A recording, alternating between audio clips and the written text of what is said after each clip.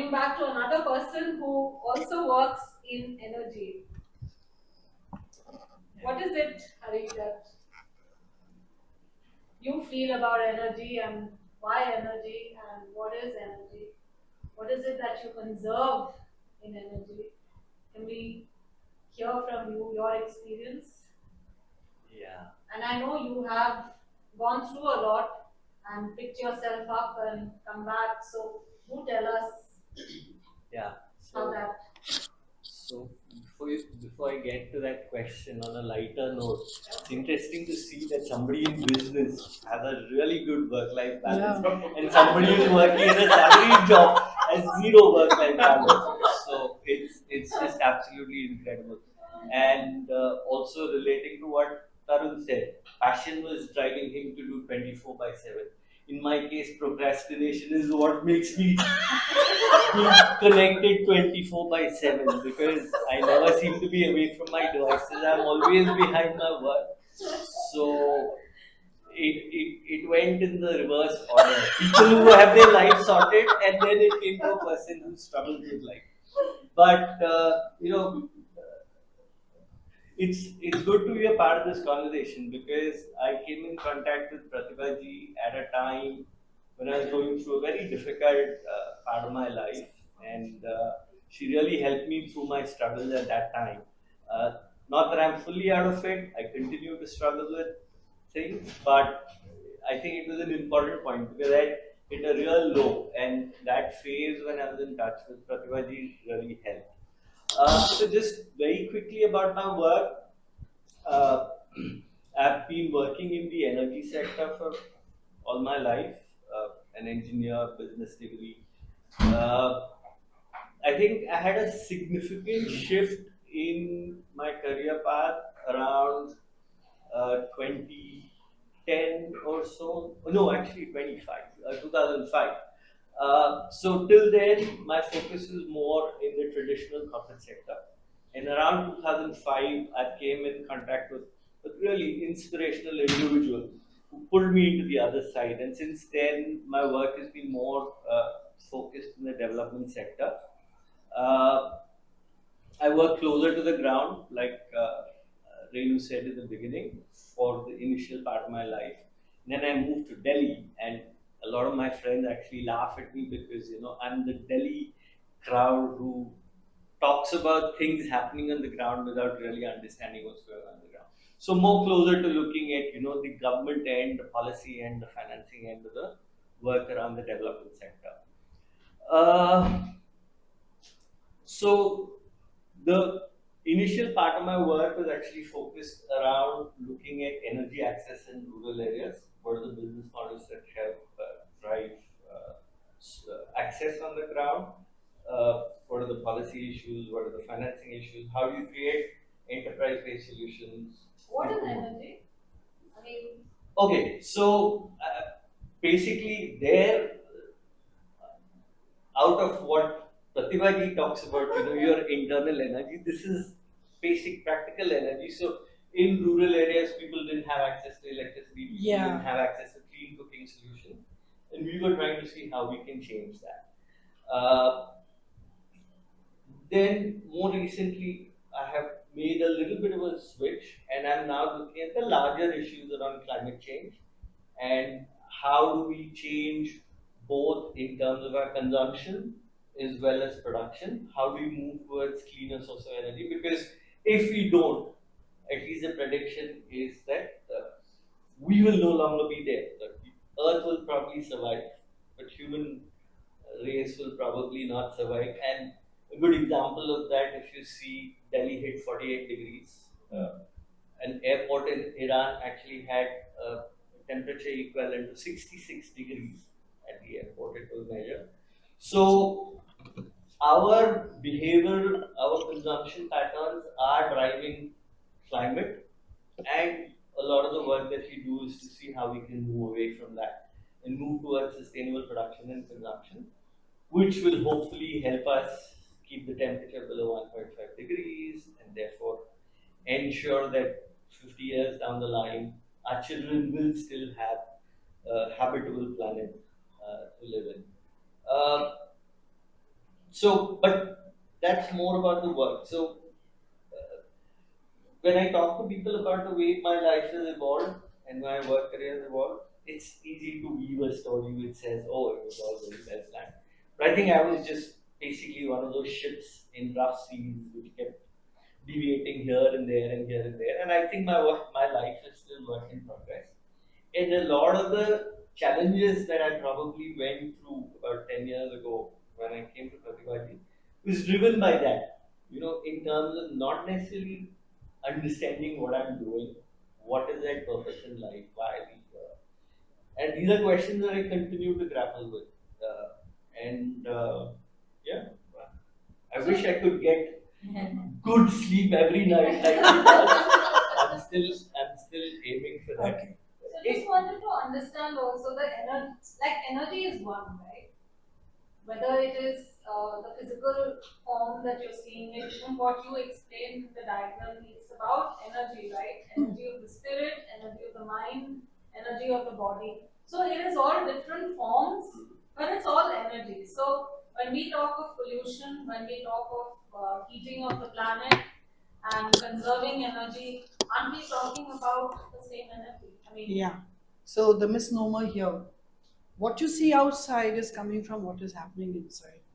People think it's the pollution is dust and dirt and external. Yes, it is a manifestation. But if some of you may have read, decluttering outside is decluttering inside. It always begins from inside. You can keep cleaning the planet. If the people are going to strew it this next day, is it going to really get cleaned up? You can keep doing what he's doing and what the well-being people are doing and what everybody else is doing, but if the people don't change the way they think fundamentally, this pollution is never going to go. The first pollution that human has is happening in their mind. Pollution is extra thoughts in your mind. Extra.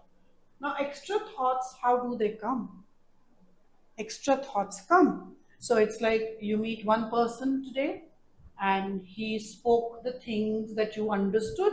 So it was a good meeting, and oh, I'm all happy, right? I'm all smiling. There's a big smile on my face, right? And then you meet one other person and he's what nonsense you do. I'm trying. I'm trying not to be so realistic. So in case someone says what rubbish you do, this I don't believe in, and you have you have an opinion which is completely different to what you believe in, you hang your face and you say I had a bad interaction. Now you end up your day thinking about why did he say this, why did he say this, and you have innumerable thoughts about this, and you may feel angry, you may feel bad, you may feel sad. You may want to, if he was bad enough, you may want to give it back to him angrily, what are you saying, blah, blah, blah. Now, this is happening over various issues and it is filling a human being's mind. So, irrespective of what your exchanges are, there is a clutter of thoughts in your mind. There is judgments, there is criticism, and there is blame, and it's just taking you on a tangent. So what's happening is that your thinking mind, which is called the conscious mind, is overworked. Whether you do 5 hours, whether you do 6 hours, anyone and everyone who doesn't know how to switch inside and then not take another person's thought into himself is only going to create a clutter in their mind, irrespective. And that is pollution. Pollution isn't what you see outside. That is a manifestation of this. Now you imagine that the planet is a blend of every human's mind. Mind is what? It's not an organ. There's no anyone no organ. No. So it's 6 feet a diameter minimum around every human being, except for the ones who have crossed it, which we have. So if you haven't crossed it, it's 6 feet diameter ball of energy around each. Now imagine how many humans in India are on the planet. That many minds are cluttered with, when COVID hit and people went berserk. What do you think happened? The fear magnified. Everyone was trying, are everyone knows that one day everyone has to leave the planet and go, but no, everyone wants to save and live forever and ever. They want permanency. There is no permanency in anything, but the thought of permanency, or, well, nobody thought of permanency, but they didn't want the disease. So the fear of wanting to control. Can you control? Can you control your thought? Tell me, anyone who's been able to control their thought. Actually, there's no controlling. Even I can't control thought. I can see it and I cannot act upon it. I can't hold on to it and say, oh, out. It's energy. It's energy. So the thoughts will come. Like they always say, no, experience it like a sky and let it come and let it use. It's not as easy as it is said, but it is the way it is. If you can just sit in the morning and observe, you will know how many thoughts are coming in and leaving. But it's a practice to build, and you can say, okay, I see you and I'll let you. And if you can do that, and you can do that, so basically, yes, that is one thing. But if in your day, you start your morning, oh, this is not going right, I have 10 schedules to meet, this is topsy-turvy, then some machine conks off, and you have 25 things that are going wrong. They will go wrong. That's the way life works. There's no straight road. Nor was it yesterday, nor is it today, and it's not going to be tomorrow. Be it somebody's health. What are the things that affect a human being? Our health, they are their career, they are their children, they are their parents, XYZ. It's the same story. You give me one different story. Every human being has the same story and a same pattern. Everyone goes through upheavals. How you handle the upheaval makes your mind eased or uneased. If you get caught up and you hyperventilate, or you get caught up with the issue, you beat the hell out of the issue, or whatever it is that you do, it's going to make your mind heavy. It's going to make you uncomfortable. If you just take it on, aa gaya, and then it'll go. Then, Can I ask you a question? Yeah. So, all of this makes sense when you listen to it. The real challenge is putting it in practice. Absolutely, that's what I'm saying. Living it in the day, during your interactions, is when mindfulness has to come. Even the mindfulness, even if you take 15 minutes in the morning. No, mindfulness you're able is to do not it. that. I No. know, but you're not. So, the real challenge is carrying it into your 24 hours. And that is mindfulness. And No practice that's been is a struggle. mindfulness is when during every minute you're able to rise above the minute, not give the control to the situation, and still say this too shall pass. I know. Because that's the way it is. Tell me, what is the worst anything can do? I asked this question of my team. I said, okay, what is the worst someone can do? Give me that. And then you give me that. Really? Do you really want to do this? What is the worst that can happen to you? कोई आपको क्या बोल देगा? और बोल भी देगा ना. It is his dirt. Supposing someone comes and says the worst thing to you, or let's say the day just went completely contrary to everything that is okay. आप कर क्या सकते हो? Can you? So your options are to deal with it head on and say, okay, I can do this, I can do this, I can do this, or just sit and say, just gone wrong. Yeah. So when you say, oh no, so much is going wrong, you actually becoming a part of the problem. And the minute you become a part of the problem, now you are out of your gear. Now you are like that oarless boat. It is going to go whichever way the situation goes. It'll kick you this way, it'll kick you the other. But if you look at it and you say, okay, it's come, I'm sure I can deal with this. Because there are resources for everything. And one thing is, even if it goes wrong, there's nothing you can do. I'll just give you one scenario that I went through. What can you do? What you can do is the solution. If you move into the solution, you've moved out. And mindfulness means to stay with the solution. Even if for 5 minutes you have stayed with the problem, change it. Don't drown with the solution. There is no controlling the situations. There is accepting it is there. Now I can fix it. And that is the road to take to bring this ease on your mind. At the end of the day, You can do as much meditation as you like. If you haven't dealt like this in your life, your meditation will also not happen. You'll keep thinking about the people who hurt you. Trust me, I'm meditating for donkey's years. I've been meditating since I was 18 years old. And meditation also only happens if you understood that the reality can is you. You make your day or you spoil your day. Nobody else. No one can take your smile away if you don't want them to take it away. You keep on your smile. I mean, just to give you an example, about 2 weeks ago, my husband woke up in the morning, 7:30. He said the whole of ground floor is flooded with 2 inches of water. My house, we live in the same colony. And I was about to get up. I hadn't, so I got up and I came and he said, I woke up and I went down and I walked into water. And we're on the first floor, right? And I said, okay, I was shocked because we had recently installed a lift in the house. And so we didn't know what happened.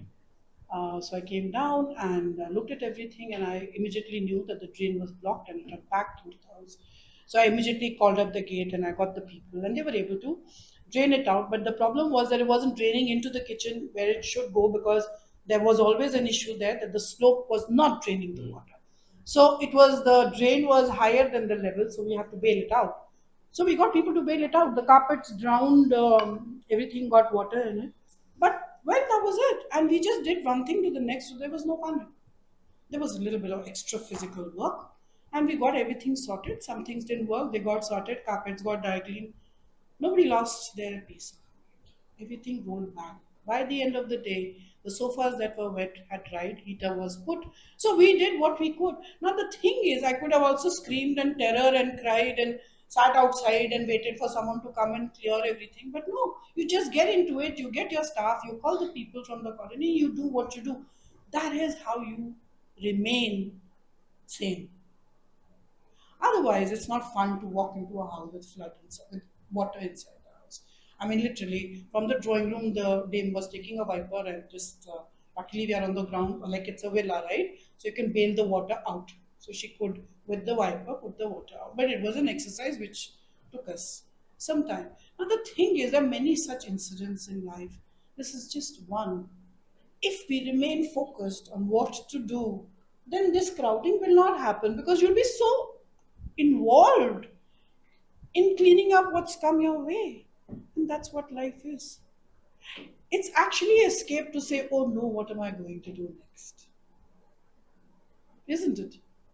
Because it is your life. It can be like this in many such cases, and I'm just giving you just one. I have faced many. So, mindfulness is that when crisis occurs in front of you, and crisis will come, how do you deal with it? How do you wait for someone else to come and bail you out? Do you get into it and you don't waste your time? And you actually end up feeling good when you have, it's like a maths problem which I could never solve in my life. But here, this is a maths problem for me. Like if there is a riddle and if you're able to get to the answer, doesn't that make you feel good about yourself? And life is a riddle. And it's a roller coaster too. And both the things compile. And we have to be able to offer what we can. And if we don't know, we say we don't know. But there's no point in just sitting and brooding over it, because that's when you've gone into pollution, or that's when you are generating pollution. Yeah, I remember in school also a lot of situations which were like crisis situations, who were dying. Because kids are affected, so everything goes for a toss. And in those moments, if you can focus on what, your resourcefulness is actually knowing what you can do and also whom to connect to get Yes. things done. But if you are, Renu, what I found, if you are, so clarity is Yeah. that if you are focused only on solution, you will be taken to the ones who can Exactly, immediately help you. exactly. Otherwise, you'll fumble from A to B to C. Yeah. Now, because I knew the drain was clogged, the drain fellow came and opened it. If I didn't know that, Right. if I wasn't a part of my everyday life, then we would have wondered from where the waters come, because it was coming from two places. One was from the ceiling also. Yeah. So we wouldn't have been able to figure out. So now the clarity of mind comes also because there's no clutter. You are keeping your mind empty. You're not letting the cup fill up, because you're taking on what's coming and you're resting well, and you're dealing with it. Of course, since lives are very very active today, it helps to take on maybe breathing exercises in the morning, meditation if you know how to do, or we can also teach you, but to actually just empty out your mind in the night. And there's no forcing it, it's just to sit quietly, no watching TV, quiet sitting, breathing. You can do a chant if you like. You can just breathe. I mean, I don't believe anything other than just even saying I love and accept my life or love myself is as strong a mantra as any else. You don't need to say anything else because you breathe, you exist. The power is in you. If you call it Shiva, Shiva is in you. So say I love and accept myself. मैं अपने आप को नमन करता हूँ. This in India was always I bow to myself. Then I bow to the other. So this hands folding is actually a bow to the one inside me. And when I'm bowing to the one inside me is also in you because we all breathe the same breath. We all have the same life that powers all of us. So it's really never about the other. Being good to the other is always being good to yourself. So if you're not good to yourself, if you're not giving yourself proper breath and breathing and living, then whatever you're doing is really not worth it. And whatever you do with passion will always give you more breath because there will be less thoughts. And the point is not to get caught up with thoughts. They will never stop. Their stories will never stop. Point is not to get caught up, and point is to just see them as thoughts only. Not easy, but it can be handled, it can be done.